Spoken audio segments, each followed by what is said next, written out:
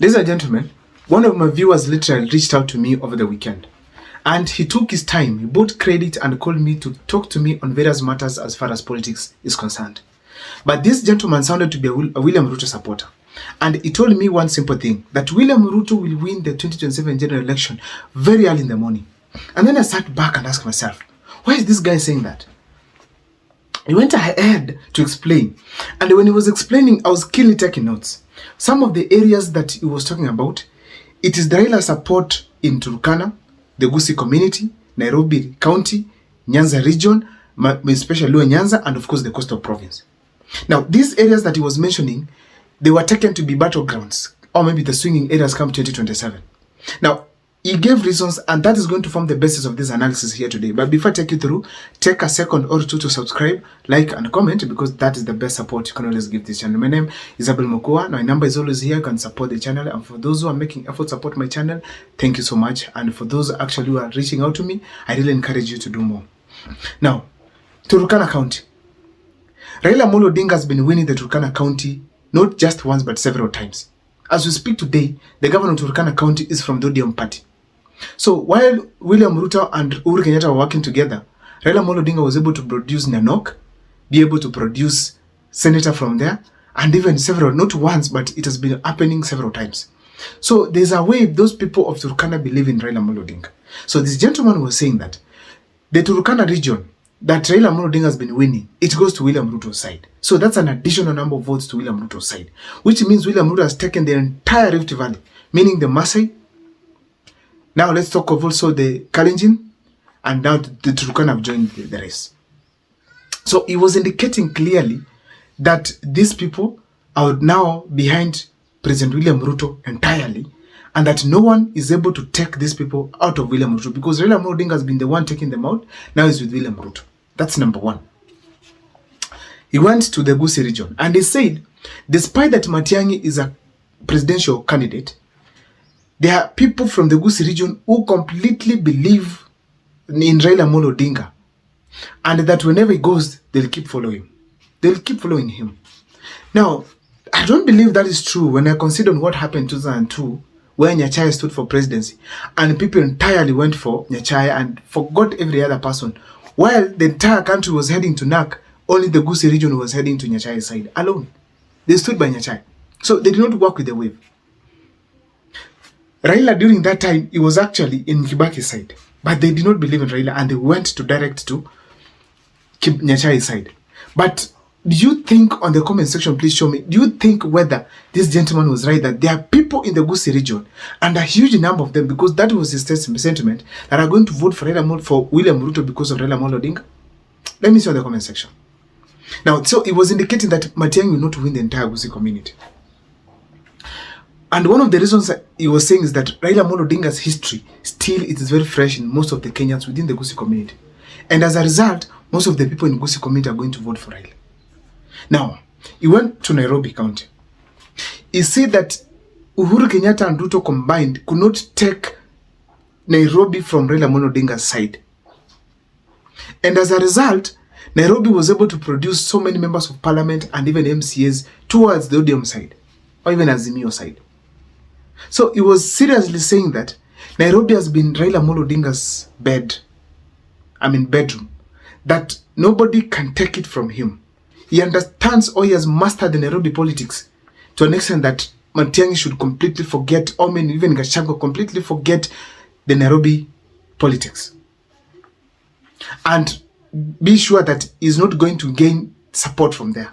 He will gain support that to an extent that he cannot even beat Raila, that he cannot beat Raila Amolo Odinga and William Ruto combined. I still beg to differ with him on that, but still, this video is very open. I want to see in the comment section what you think. I'm just making a reaction to a video, to an opinion of one of the viewers here. Nairobi, first of all, when Azimio was winning, Kalonzo was with Azimio. The lawyers were with Azimio. We know that very well.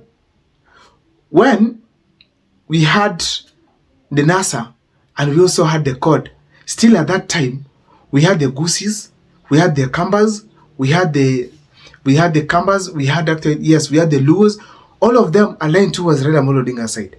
Now Kalonzo is out, the Guusis are out, the lawyers are divided. What will happen? So I don't know what is your take, but still this is just an open video. I want to see kindly guys what you have on the comment section. So this gentleman was arguing that Raila Amolo Odinga is going to take Nairobi to William Ruto entirely, and that not even Gachagua is going to shake the Nairobi the way he has been planning. Now, but me, basically I want to talk about Nairobi is where the game of numbers applied entirely. If every tribe brings up a gubernatorial aspirant, that means it's not going to be easy for the people who are going to come from not outside the opposition team. The people are going to come from outside the opposition team are going to face it rough because the opposition have more tribes within Nairobi, have more numbers. Now, it did not stop there. It went to the Nyanza region. He said that the Nyanza region, most especially the Luo Nyanza, it's entirely behind Raila Amolo Odinga. And still, I differ with him on that aspect. Why? We have some opposing voices from the Luo Nyanza people, led by James Orengo and Babu Wino. I can tell categorically that William Ruto is assured is not going to get 100% of the votes of Raila Amolo Odinga from Luo Nyanza. And that is a clear indication. Despite those people can still listen to Baba based on the dynamics, because one day in politics is a huge, long time. So we believe that things are going to change. But as we speak today, if the descending voices from Raila Amolo Odinga's backyard continue to increase, that is going to mean that Raila Amolo Odinga is not going to deliver entirely 80% plus to William Ruto's side. Ladies and gentlemen, let me talk about the coastal region. He was saying that the coastal region is entirely behind Ali Hassan Joho. And there's no one can beat Ali Hassan Joho in the coastal region. And there's nobody who can be able to dictate where people are going to vote like Ali Hassan Joho. So according to me, I feel that strongly that yes, Ali Hassan Joho is going to take a huge number of votes to William Ruto's side. I agree with him on that. But not entirely, and it cannot be more than 60%. Why? It did not take even 70% to Raila Amolo Odinga's side. Secondly, during these times he has been with Raila Amolo Odinga, but still Uhuru Kenyatta got votes, huge number of votes, more than 40% from the coastal region. William Ruto also did the same from the coastal region. So it only requires Dr. Fred Okengo Matiang'i to work well in the ground and craft a good team to go and destabilize the coastal region. But the fact is, admit here openly that if elections were held today, coastal region could have voted entirely, mostly to William Ruto's side because of Raila Amolo Odinga's factor and Ali Hassan Joho plus the allies on the ground. But if the coastal region gets the people who are orators like Muhammad Ali, people who can literally come out and support someone like Ali Mbogo, people who can literally do what we call campaigns in the coastal region, then therefore it's not going to be easy for William Ruto. People are going to literally vote for Matiang'i, vote for Kalonzo, or even vote for Gachagua. I don't know what's your take, but on the comment section, share with me on what you think about the opinion of this voter, of this viewer of Mokwa Times. Thank you so much for actually taking your time to view my videos at Mokwa Times. Thank you for supporting me to the 7,500 subscription mark. As we proceed, make sure that you subscribe and be part of the journey of heading to 10,000. Thank you so much. See you next time.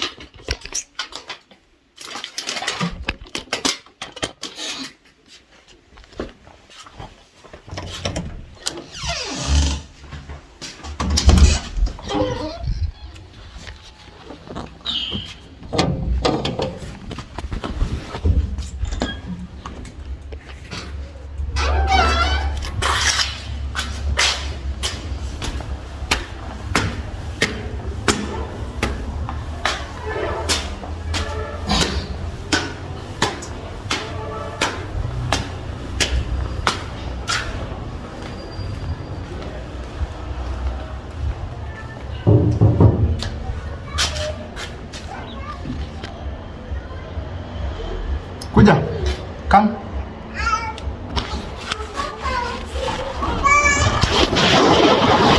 Hi, how are you?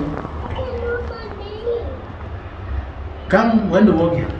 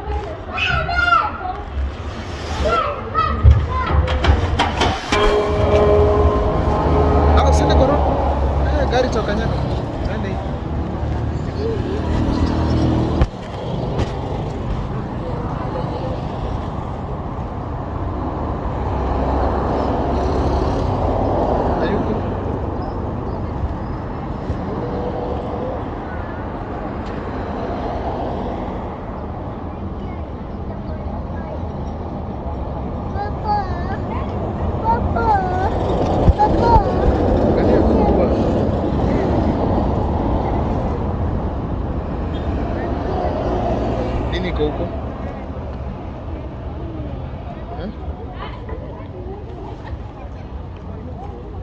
dile huko, kuja tuende basi.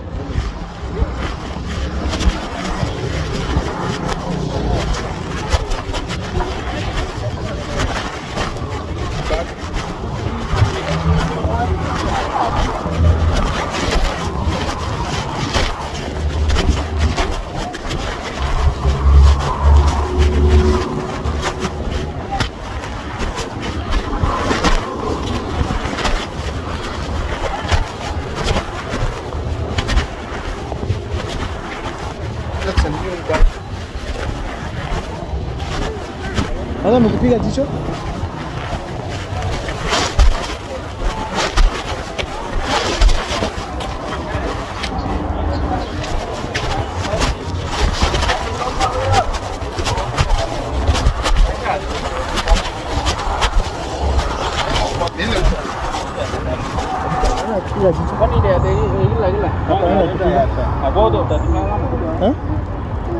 Nani alikupiga?